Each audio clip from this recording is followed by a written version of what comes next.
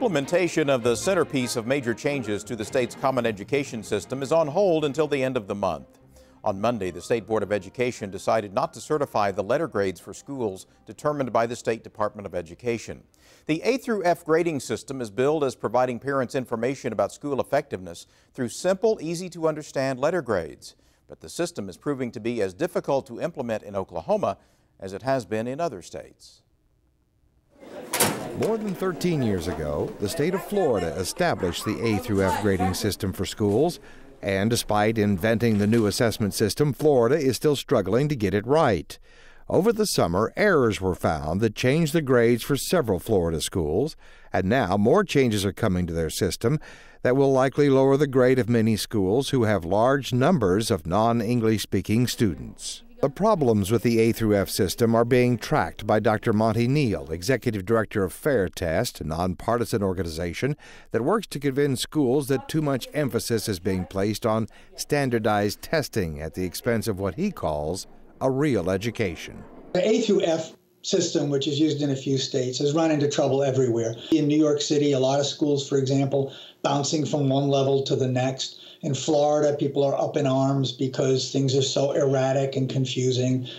This is typical of this process. 10 states and New York City now use A through F, and in every one there are problems, almost always centered on the difficulty in understanding the system and wild swings in school grades from year to year. The Oklahoma Department of Education expected to certify the new grades for state schools a few days ago, and then make the grades public. But that was put on hold after even the members of the State Board of Education were unable to understand the complex system used by the State Department to determine the grades. I know it's not easy, and we said it would be. We said it would be something that everybody could understand. I can't. We are now in a situation of public trust in their confidence in what is put out today. And I think that you can't unring the bell. There are certainly going to be information that without restored public trust on this issue, what good is the grade going to be? More than 300 superintendents, a growing number of parents, and education experts are agreeing the way the State Department of Education calculated student progress was confusing or flawed. Sherry Fair with Union Public Schools explained the issue has to do with the State Department of Education's decision to not give any credit to low-performing students for improved performance unless they improve enough to get out of the low-performing category. Never would I have predicted that students in the limited knowledge band would not be given the opportunity to earn a credit for their growth because the state calculated average makes it impossible for them to earn a growth point. Lisa Muller is an assistant superintendent at Jenks Public Schools. She explained the problem more simply. This would be analogous to figuring average yardage for a running back by using only the plays in which he gained yardage and not those in which he lost yardage. Rhonda Boston is a patron of the Putnam City School District in Oklahoma City. I'm all for the grading system, but it's been very unclear. It's supposed to be for the parents. I can tell you right now, it's not. Boston said she tried to get clear answers to how the calculations were reached, but her attempts were repeatedly met with uncertainty from her local school officials, who are tasked with explaining it to parents. Every question I've asked has been met with, "We're not quite sure, we'll get back to you." We went to our school board. With every question, we were given I believe it's this way. I want to be able to help my parents understand what's going on, and right now I just don't feel that we can. Anna King is state president of the Parent Teachers Association. She says students and their parents don't understand the grades either. But I'm listening to people from districts, superintendents, teachers, with calculations. They don't understand the calculations. How can we? When members of the State Board of Education agreed, it upset State Superintendent Janet Barisi's plans to hold a scheduled media event at a central Oklahoma school to release all of the new grades for every school across the state. The event was canceled. Dr. Neal with Fair Test says such confusion and uncertainty is a hallmark of A through F. Everywhere it has been implemented. The decisions about what to include for an entire school on how to score them are really arbitrary.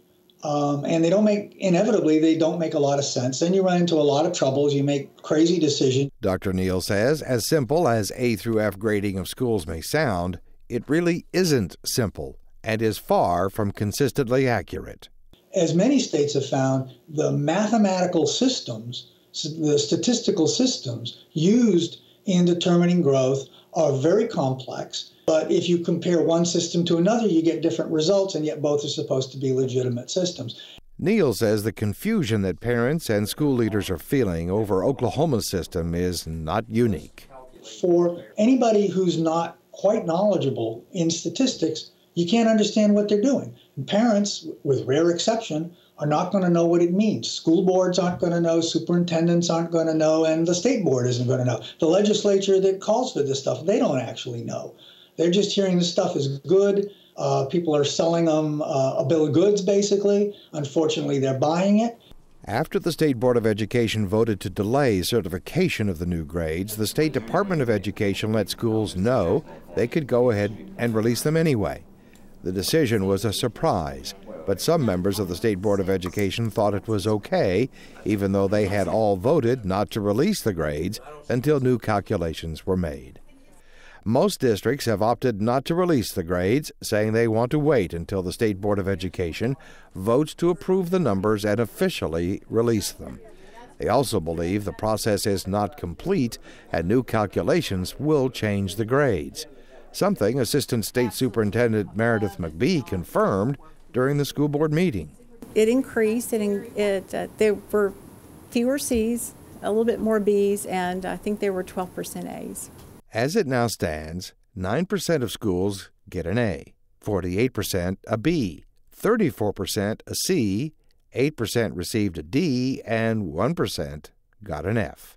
That means nearly 60% of Oklahoma schools have already been graded in the A or B category, about 40% from average to below. Judging from how A through F has performed elsewhere, the controversy over the grading system will likely continue after the grades are formally released. The State Board of Education will decide whether to do that for all public schools later this month.